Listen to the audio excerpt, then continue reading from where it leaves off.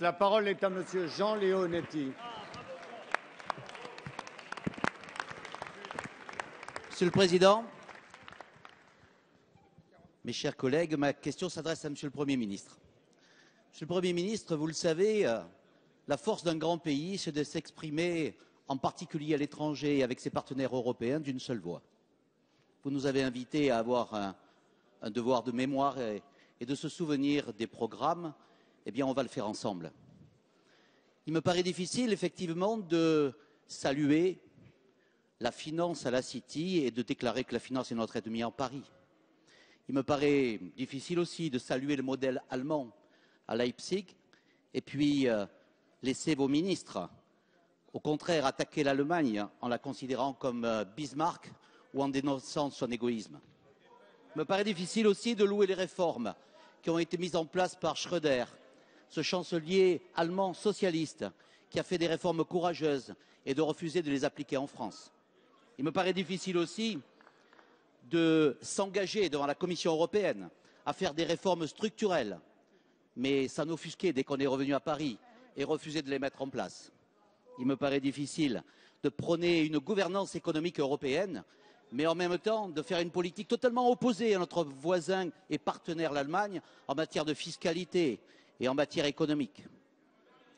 On ne peut pas, Monsieur le Premier ministre, parler comme Pierre Moscovici à Bruxelles et comme Arnaud Montebourg à Paris. On ne peut pas, Monsieur le Premier ministre, avoir un langage caméléon qui change de ton en fonction de l'endroit où l'on se trouve. Nos partenaires, notre pays a besoin de clarté. Monsieur le Premier ministre, avez-vous l'intention, oui ou non, de mettre en place le traité européen et de mettre en place les engagements que vous avez pris devant la Commission européenne? Merci. La parole est à Monsieur Pierre Moscovici, ministre de l'Économie et des Finances.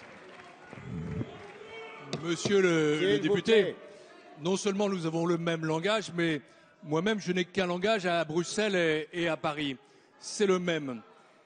Il part d'un constat qui est que notre pays se trouve dans une situation dégradée, que nous avons, nous, l'obligation, la nécessité, le devoir impérieux de le redresser. Et pour ce faire, nous avons engagé un nombre de réformes considérables qui vient d'ailleurs saluer aujourd'hui même par le FMI qui a rendu son rapport sur la France. Réforme sur le marché du travail, la plus importante depuis 40 ans. Réforme sur la compétitivité. Et votre majorité à l'époque n'avait rien entrepris de tel. Réforme sur la modernisation de l'action publique. Réforme sur la simplification. Nous sommes dans un processus de transformation de notre économie et de notre société. Et c'est ce que nous avons présenté à Bruxelles, à la Commission européenne, dans le cadre du programme de stabilité, du programme national de réforme qui a été voté par l'ensemble de la majorité. Nous avons, comme c'est naturel, un débat avec la Commission européenne. La Commission européenne, d'abord, nous a donné ce qu'elle n'avait jamais donné à personne. 2 ans pour revenir à notre niveau de déficit souhaitable. Pour une raison simple, c'est parce que nous devons ménager la croissance et cela, vous ne l'avez jamais obtenu.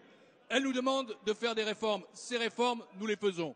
Et en même temps, comme le président de la République l'a dit, il est naturel, il est légitime que nous choisissions nos voies et moyens, que nous appliquions nos réformes avec nos idées, avec nos valeurs, en respectant notre modèle social. Il n'y a dans tout ça, monsieur le député, et vous le savez bien, aucune forme de contradiction. Il y a au contraire une très grande cohérence, une très grande volonté, le courage de la réforme, celui que vous n'avez jamais eu.